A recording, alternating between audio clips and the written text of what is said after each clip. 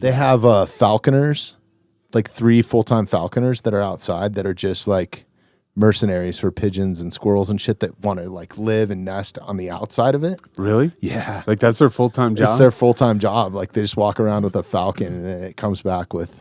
What a badass job. Yeah. Like, what do? I'm a falconer. for the sphere. What do you mean? Crazy. My falcon kills all the birds. I've told this story before, but when we were there doing F1, I hired this, like, I was doing all the rigging for the lighting portions, like, around the entire track.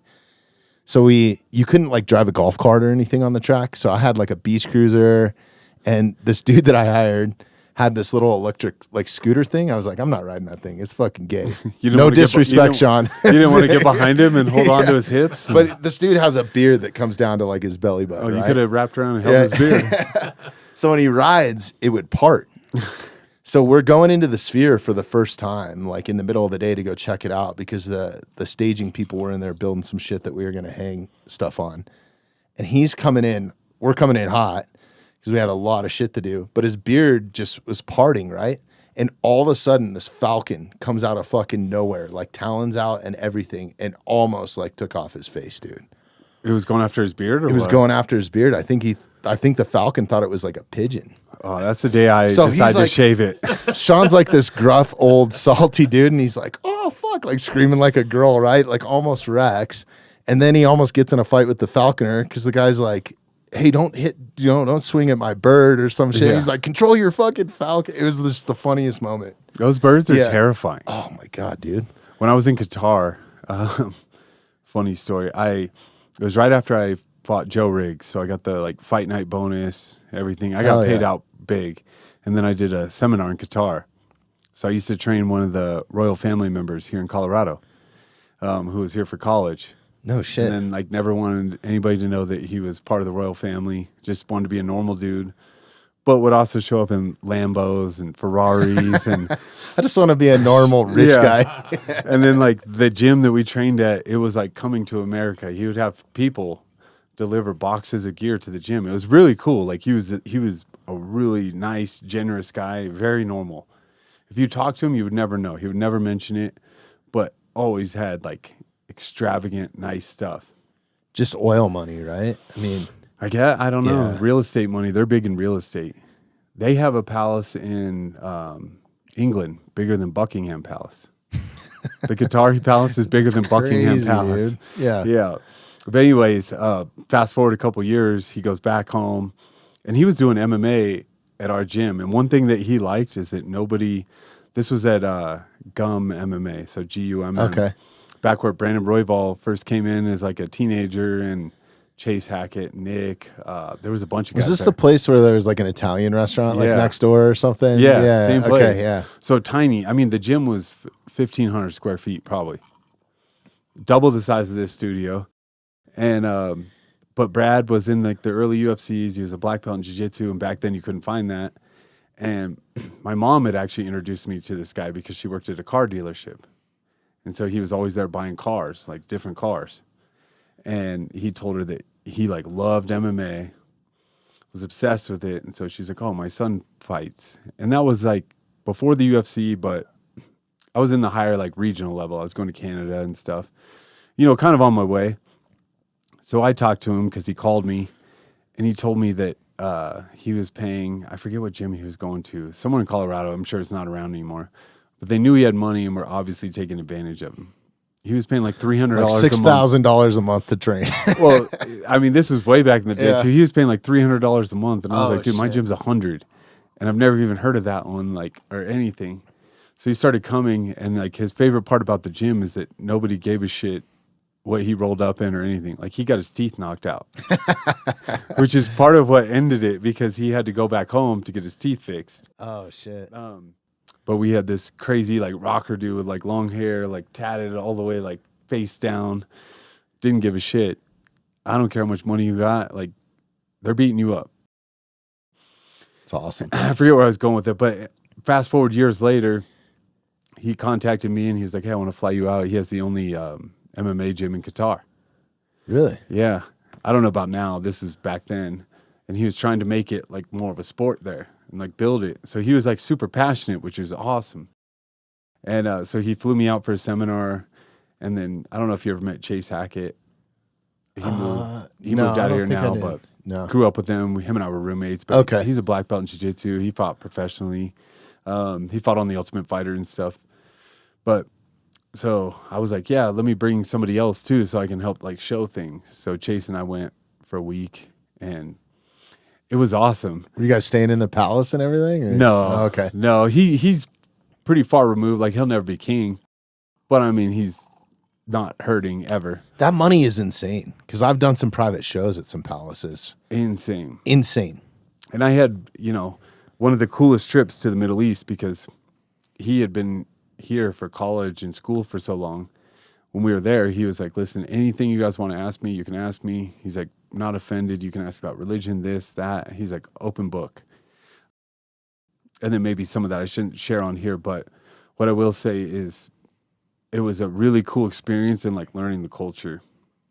But where I'm getting at to the Falcons is I just made all this money from fighting Joe Riggs, getting the bonus. I thought I was rich. I was like, oh, yeah. So one day before one of the seminars, because we did one training session a day, and then the rest of the time he was like, do whatever you want. Everybody knows you're here with me. We had a driver. He's like, do whatever. We went to the market, and it was called the souk, yes, I think souk is how you'd say it. And they had the falcon souk. So Chase and I went through there, and they had all these like falcons that you could look at and like buy. really? And they all had hoods on. They were on like perches. So Chase and I were going back and forth. Were they like trained in falconry? Or? I think so. Yeah. I don't know. I mean, they stayed on the perch.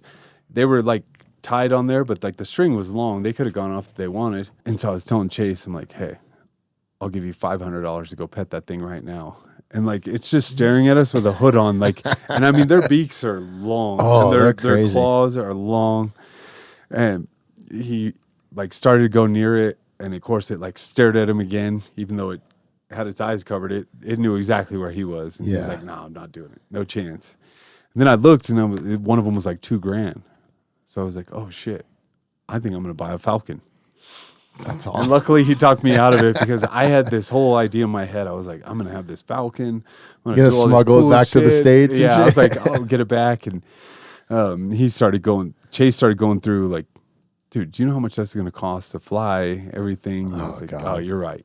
Have you ever seen those guys that hunt with them, like goats and shit in Mongolia? Yeah. So badass. Jeremy, you got to pull some of this shit up, dude. Like, it is insane. But they're using, like, eagles, I think. There's some sort of eagle or osprey. Yeah, they Maybe. throw the goat off the cliff. Yeah. Yeah. Fucking badass, I have seen dude. that. Falconry is insane. Is it Mongolia? Yeah. Yeah, those are eagles, bro. Those are golden eagles. I've seen some out here. You ever seen them in Colorado? We I've seen them actually on the have a ground. bald eagle that's been hanging out at the lake here when there's no ice, which is fucking awesome, man. There's nothing like walking out here or watching a bald eagle fly by the studio. It's pretty badass. Yeah, bald eagles are badass, obviously, because it's our nation's bird. But these things are like 3 feet tall. Like some of the they're ones I've seen, huge. They're huge. they're like what are they called? Like vultures and stuff. They're big. Yeah. But they're absolute predators. So that's my only story about how I was thinking I was going to buy a falcon. I had no plan after training crazy. it or. Yeah, look at these things, dude. Yeah, the hoods keep them calm, apparently. The guy's got it in his fucking living room, dude. That was my plan. Yeah. Don't come in my house. You know unless what's crazy like about owning birds is I have a couple friends that own like parrots and stuff, and they live like 80 years. Like Yeah. I think eagles can live like 60 years or some shit. And here's the problem is like, I'm going to get a lot of hate probably for saying this, but I actually hate birds. Whitney loves birds. Does she? Yeah, and she used to have like a pet parakeet or something. And I told her flat out, I was like, if you had a bird when we met that was going to live like 80 years or something, I would have never seen you again. I would have been like, I can't do it. Sorry. It's Yeah. worse than a cat. Like, Those things are fucking amazing. this isn't even what you're talking about where they No.